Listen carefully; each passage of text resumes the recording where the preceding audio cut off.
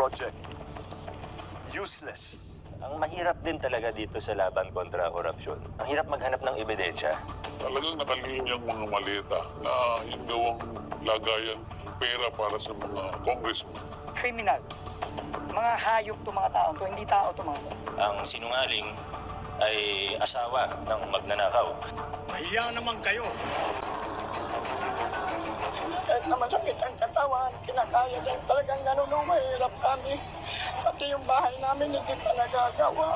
Nangangamba po kami mamaya saan pa umabot yung tubig. Kaya inisip po namin, sana po nang tumaas ulit dahil sana ho kami pupunta kung tataas pa ho.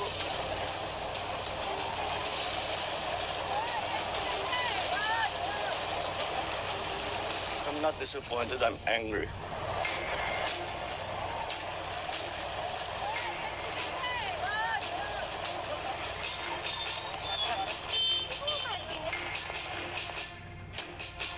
Mahiya naman kayo, lalo sa mga anak natin na magmamana sa mga utang na ginawa ninyo nang binuksan nyo ng pera.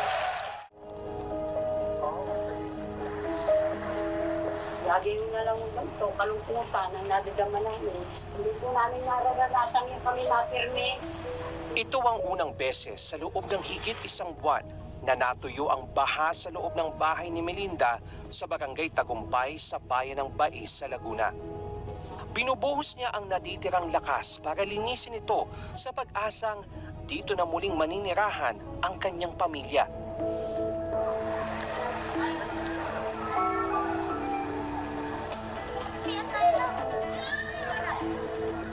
Hindi man maunawaan ng iba, pero tignan lang daw ang kanilang sitwasyon sa mga tent. Tiyak na mararamdamang hindi biro ang tumira ng matagal sa evacuation center. Sa evacuation po, isa lang po ang aming CR. Minsan po nagkakasabay-sabay kami. Nagtitiis na lang po. Talagang wala po kami magagawa. Sa hirap talaga. Noon po kami nakadanas po nung kami inabot ng 6 na buwan dito. Kami po nagpasko sa evacuation noon po. Ay gaan po kahirap yun. Pumapatak na lang po ang aming luha dahil nasa evacuation kami. Wala kami sa sariling tahanan. Pero ang bahay niya parang isla sa barangay. Ang nakapalibot na tubig, makati, marumi, masangsang. Taon na lang ho kami ganito. Kaya panandalian lang natuyo ang kanyang mga paa. Tuwing may kailangan kasing bilhin, walang magagawa kundi lumusong. Hindi madaling maglakad sa kalsadang hindi mo nakikita. Ang bawat hakbang, kailangan maingat dahil sa dulas. Kulay itim po siya, nangingitim. Yung tubig. Pag lumusong po kayo ang kate, lalo na po, hindi po pwede kami lumusong na may sugat. Delikado po kami. Kaya, ayun, nagtitiis na lang po kami. Ang baho po, kasi mabaho. Tapos may namamatay pong mga hayop. Yung pangungas na pinggan. Magkano yan? Iilan na lang silang residente sa kanilang purok ang natira. Sino ba naman ang gusto ng bahay na nakatirik na sa lupa pero nakalublob sa baha? Gumawa po yung asawa ko ng tulay-tulay po para pagkaano po, higit ng tubig or maglalaba, nasa taas po. Para hindi mabasa. Opo, hindi po nakababad lagi yung tubig, yung paa. Tapos, nakakaano din po kasi kung may sugat ang paa, magkakasakit, leptospirosis po, din dami po. Minsan, pagdadaan ka po, may biglang tatakbo na daga, gano'n. Tapos, mga basura, diaper, mga palutang-lutang po dyan.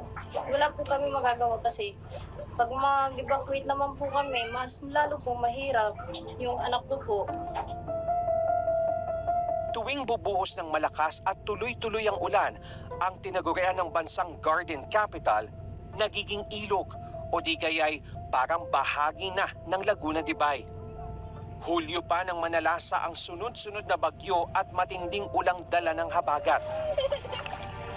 Hindi lang bae ang nakararanas ng ganito. Maraming lugar sa Pilipinas ang babad sa baha kahit na tag-araw. Meron naman na bumuhos lang ang ulan ng saglit o kaya walang patid ang patak, ragasana ng baha ang kasunod. Maraming Pilipino na Ganito ang kinagisnan, kinalakihan at ginawan na lang ng paraan. Well, today, very simple. I've asked to Matapos ang malawakang mga pagbaha nitong Hulyo 2025, iniutos ni Pangulong Ferdinand Marcos Jr. na ilunsad ang website na bubusisi sa lahat ng flood control projects sa bansa. we are asking people to help us and to help themselves. Dahil kung maayos natin ito, hindi na sila babahin, or at least not as badly as they are now. Hinihikayat nito ang mamamayan na i-report ang mga anomalya. We have to clean our ranks. This is, it might be a little painful. Baka masangkot dyan yung mga tao na malapit sa atin. Ngunit kahit malapit sila sa atin, mas malapit naman siguro sa puso natin yung taong bayan. Sa kanila, Ipinaskil din ng Pangulo ang 15 kontraktor na nakakuha ng may pinakamaraming kontrata sa nakalipas na 3 taon na nagkakahalaga ng may 100 bilyong piso. Kabilang sa 15 kontraktor ang SunWest Inc., Wawaw Builders Corporation, ang Alpha and Omega General Contractor and Development Corporation at St. Timothy Construction Corporation na pagmamay-ari nina sa Zara at Pacifico Discaya. Hindi bababa sa 8 flood control project ang ginawa sa Bai base sa sumbong sa Pangulo.ph. 2 sa 8 proyekto sa Bai nasa Barangay Tagumpay. River protection structure sa Bai River ang isa sa mga ito. Ang halaga, mahigit 47 million pesos.